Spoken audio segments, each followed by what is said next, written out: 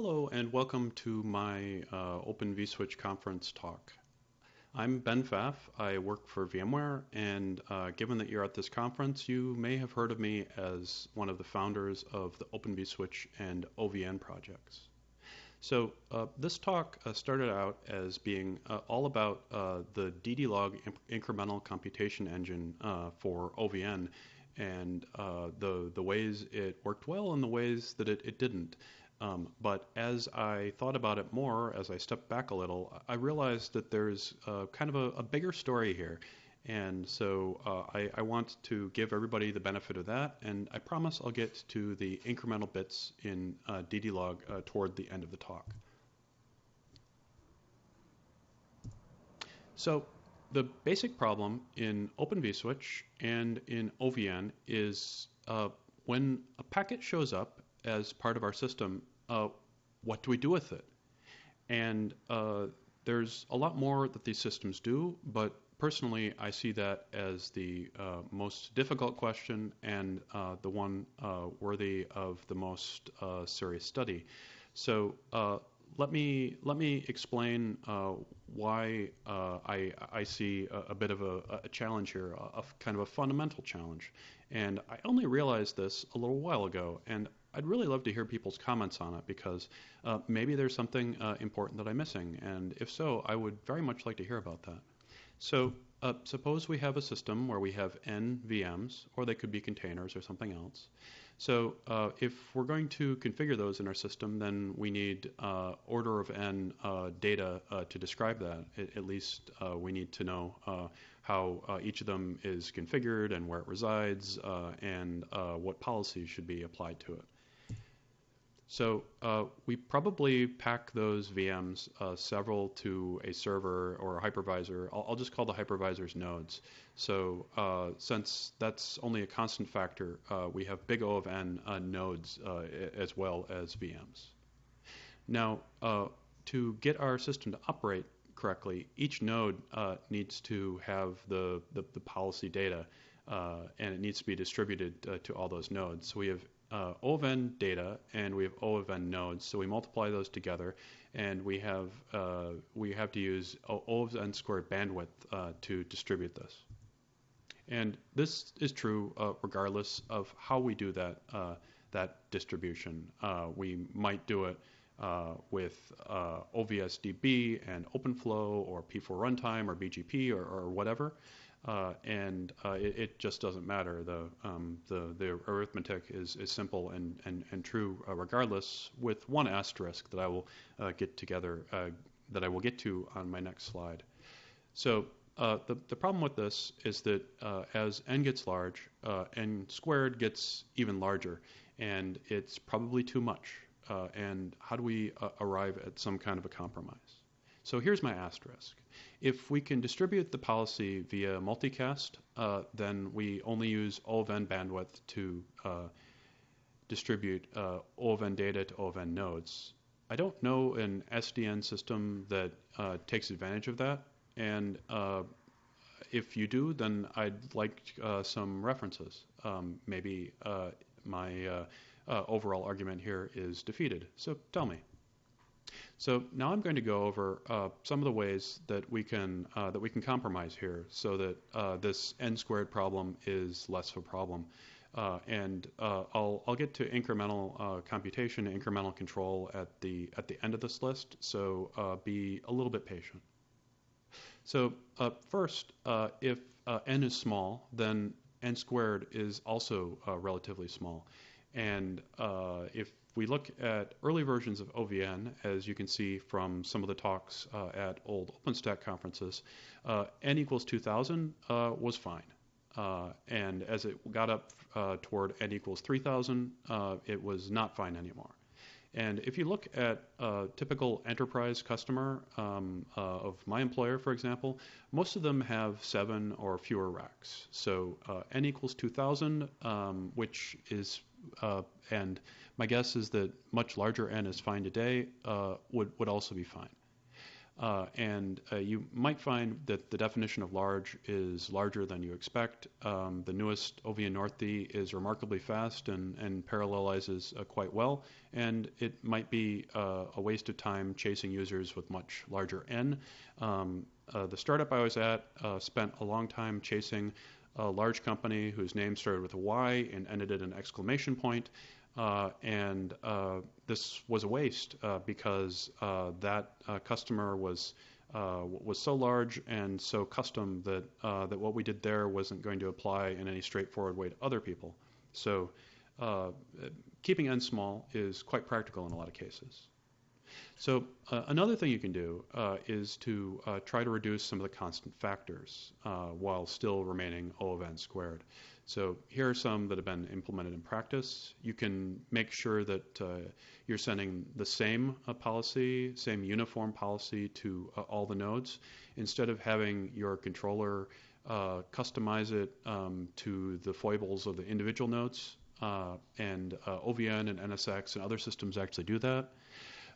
You can send just the subset that actually applies to a particular node to that node, leaving out the other bits that don't matter to it, and OVN does that too. You can do compression either in terms of something like zlib or by representing the policy in a more compact form. OVN's address set and port group features do this, for example. Finally, you can keep your policy as simple as possible so that you don't have to say as much about it. Another potential way to solve things is sort of harks back to the origins of SDN and OpenFlow. So in the early days of OpenFlow, because it was easy, the controllers tended to work reactively. Which means that each time a connection showed up, the switch would send its headers to the controller, and the controller would tell the switch what to do for just that connection. This was easy to implement, but it caused latency because of all the round trips to the controller. It imposed a high load on the controller, and it didn't handle failures well. So the next generation of controllers were all proactive, meaning that they figured out what would need to happen to any conceivable packet and told the switch that in advance, and that sidestepped that problem. It caused this O of n squared problem we're talking about now, though. So you might think of things in terms of an analogy to Open vSwitch's internals, which once worked a lot like those reactive controllers. And to solve that problem in Open vSwitch, we invented something called megaflows, which you can read about in our NSTI 2015 paper. Can we come up with something like megaflows for controllers so that they're sort of reactive, but not as reactive, and the performance is better? Maybe. I don't know anybody who's tried exactly this. Another possibility is we could divide our network into smaller networks and then use a hierarchy or a federation of controllers. If our networks are mostly independent, so that this doesn't make things so that this doesn't end up recapitulating the original n squared problem and just adds complexity, then this could be a win. We could assume that our network just doesn't change very much. If our network is static, so that we don't have to distribute n squared data very often, maybe it doesn't matter. Who knows? Another approach is SDN assumes a centralized controller. Do we actually need that centralization to achieve our goals? Usually the goal is not to be a shining example of the spirit of SDN. Usually the goal is to make our application work. Maybe we don't need to centralize everything, and maybe the nodes can do what we want with less communication. Maybe you need something simpler. So maybe we can get away with that in any given actual application. Finally, what about if we make our network very predictable? if, for example, we can set up our VMs so that each of the nodes can infer what needs to be done and where things live based on Ethernet addresses and IP addresses, instead of explicitly distributing policy data to everyone, maybe we can avoid distributing that at all in cases. That would be a lot like this might be a special case of the previous example where we say that we don't need to centralize it, that this is one way to not centralize. And then finally, let's talk about incremental control. And this is what this talk is really about. So so far we've been assuming that we need to send the full set of policy data to everyone basically all the time when things change. But if instead, when we have a small change to our VMs, we do a small amount of computation, and that changes a small number of logical flows, and then we just send that change to each of the nodes, and then on each of the nodes, we can efficiently compute from the logical flows that changed, the physical or open flow flows that need to change, then we've got something that's much cheaper. Now, there are several assumptions that this builds on, and I haven't seen these assumptions actually laid out explicitly in the past, so let me do that now. So our first assumption that wasn't on our previous diagram is that our cold start has to be fast enough. And by cold start, I mean that you're starting out with a database of size n, and we need to distribute the initial state, and we need to be able to compute the initial state. So we're not escaping n squared entirely, but we're escaping it at runtime, just not at startup. So let's go through each of the other assumptions here. So first, we're assuming that the changes are small. If the changes are big, then there may not be any benefit. A big assumption we're making is that we can efficiently compute the changes to our logical flows based on the changes to the virtual machine policy. We're also assuming that when there is a small change to the policy, there's a small change to the logical flows. Now, I've bolded B and C because these are significant assumptions that we'll come back to in later slides. A simpler assumption that isn't very hard is that when you have a small change to logical flows, you can efficiently distribute it, and the nodes can efficiently receive that. Finally, a final big assumption is that if we have a small change to the logical flows, we can efficiently generate the differences to the physical or open flow flows. And finally, we're assuming that OVS or whatever is running on our nodes can actually handle those deltas efficiently.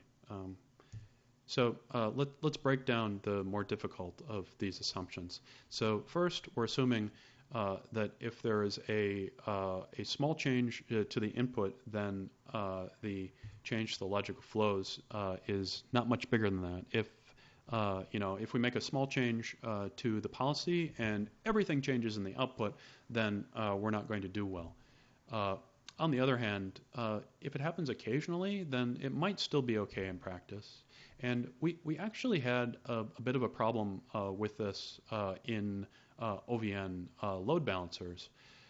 So in some cases, changing one load balancer in a simple way, if that load balancer was important enough, then it could affect a hugely disproportionate number of the logical flows and thereby use up a lot of CPU time and bandwidth. In fact, this has been identified. This has been addressed through the addition of the concept of load balancer groups. I haven't studied those, but I'm sure that that's the solution.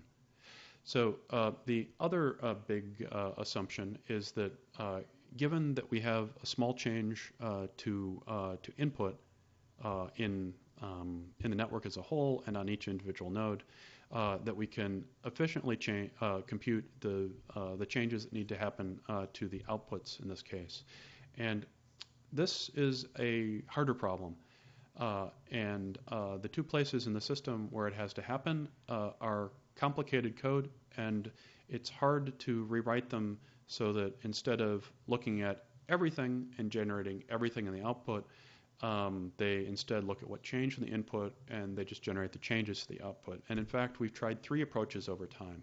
The earliest approach was implemented by Ryan Motes in 2016, and he wrote ad hoc code in C in the node controller that tried to detect when there were small changes to the input and just write those changes to the output. This was really hard to do correctly, and we weren't able to make it reliable at the time, and it got reverted. There's a more disciplined approach in C in the same code that seems to be much more successful. Han Zhao implemented this starting a couple of years ago. It uses an engine of C callbacks, and it still is working. I believe there are still some known issues based on the tests, which I think some of them are known to not be entirely reliable if in the incremental mode. I haven't looked at it recently, so maybe that's been fixed by now. And then finally, the project that I pursued with Leonid Rizik and Justin Pettit is automatic incremental computation with the ddlog language, and I'll talk about that more now. So ddlog is a language that you write code in the ddlog language, and it generates an incremental computation function for you automatically. So this is great in the best case, and we have a benchmark that I got from someone at Red Hat, which starts from an empty database and adds a router to OVN 250 times. And so the C version of this, it starts out really fast because the network is small, so that it runs in 0.14 seconds. But by step 250, that each individual step takes over a second. And so the total runtime for this is 107 seconds. Now the ddlog version, which where a ddlog does incremental computation automatically, it starts out at 0.13 seconds, and in step 250 it's only increased to 0.15 seconds. So the total runtime is basically just 0.13 times 250, and our total runtime is much faster. And you can find the details from that on the mailing list. Unfortunately, the worst case is pretty bad. So this is also a benchmark that Red Hat provided, and the way it works goes back to the load balancers that I mentioned briefly before. So from a cold start, if we have a number of huge load balancers and then we delete each of them, what we see is that the C version of it takes, in at least one test set that I had, about 1 minute and 20 seconds and uses 4 gigs RAM. But the ddlog version uses 3 minutes of wall time and over 3 minutes of CPU time, for that matter, and uses a few times as much RAM.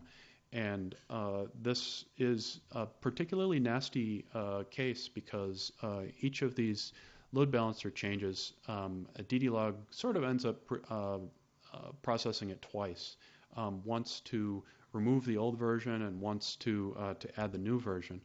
ddlog also can't as easily parallelize. This example doesn't show that very well because you can see that the wall time and the CPU time in each case is about the same, but it's true in other cases that northd is much better at handling things in parallel.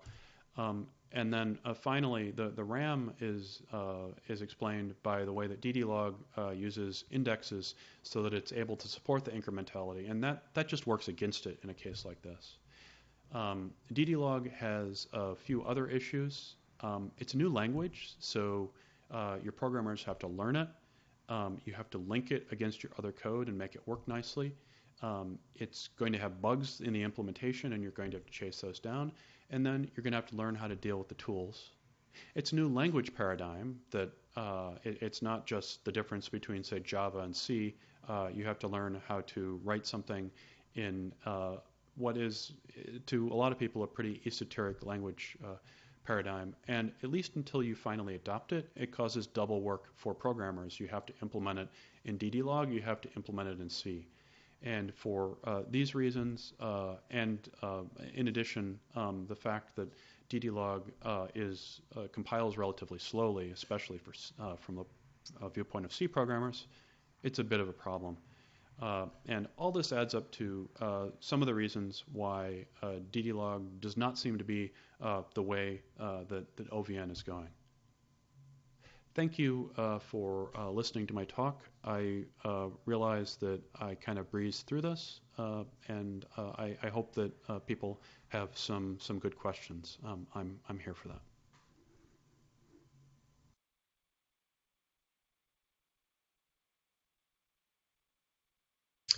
Well, thanks to everyone for listening to my talk. I think that Aaron is going to come online to serve as the person to answer or to ask the questions, and I'll do my best to answer them.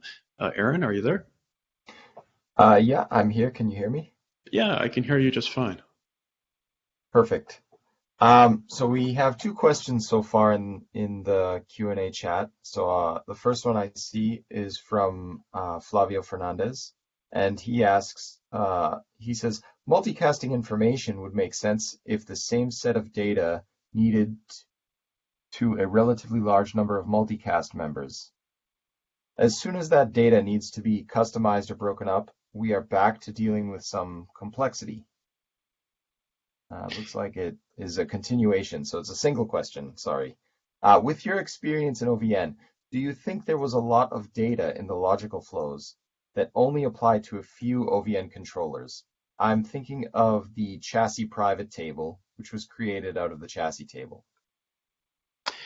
So I think that the answer to this has a few facets. One is that what I've seen in OVN is that different users use it quite differently. So you might end up with some users where they have a few logical switches with many members in them, which means that the machines that host those will need that there will be many machines that need to share that data. And so you end up sending, all the data to essentially all the members. On the other hand, some users, they have small logical switches. Those logical switches aren't necessarily all fully connected to each other via logical routers, and so you do get some data that doesn't need to be sent everywhere. So I think it's pretty user specific. The other aspect of it, I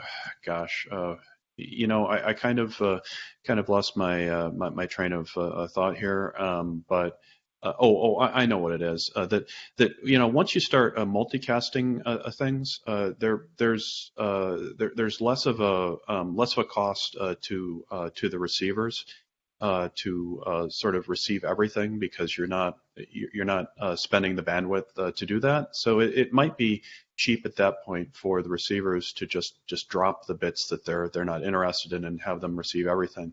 This is something where I've never worked with multicast and distributing data that way, so I don't have good instincts on it.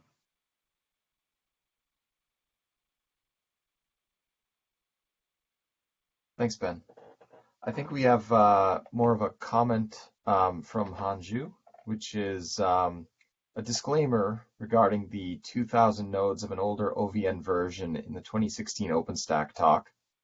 There was constraint on the test scenario, which is much simpler than we are testing these days, so it is mostly not comparable. OVN scale has improved over the years for sure. Oh, thanks a lot, Han. I probably should have gone back and actually looked at that talk, but I didn't. I just remembered the number that you had said that the 2,000 nodes worked okay. All right. It seems we have a question as well from Mike Patrick. Um, it seems like the issues with ddlog are not unique to OVS OVN, but would be present for any project to adopt the language. Is the language still under active development? Are they working to address some of these issues? Yeah, so I'm involved in that development. I'm a part of the team, and we're doing things to we're building actually a ddlog 2.0 that should have a language model that's more comfortable for a lot of people, and it should be possible to have multiple backends so it's easier to integrate. And we might even be able to improve the performance for a couple of reasons. So, yeah, we're working hard on it, and I'm pretty excited to see ddlog go forward.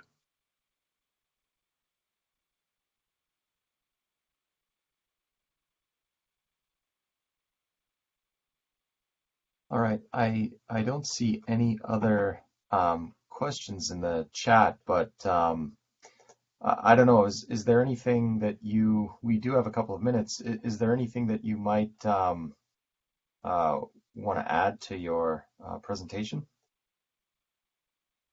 I guess if I want to add anything, it's that I feel like I learned a lot from the experience of trying to get ddlog into OVN.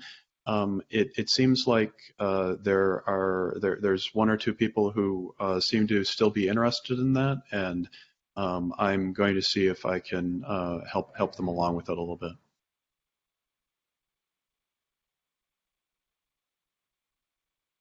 All right, I think we're ready to move along to our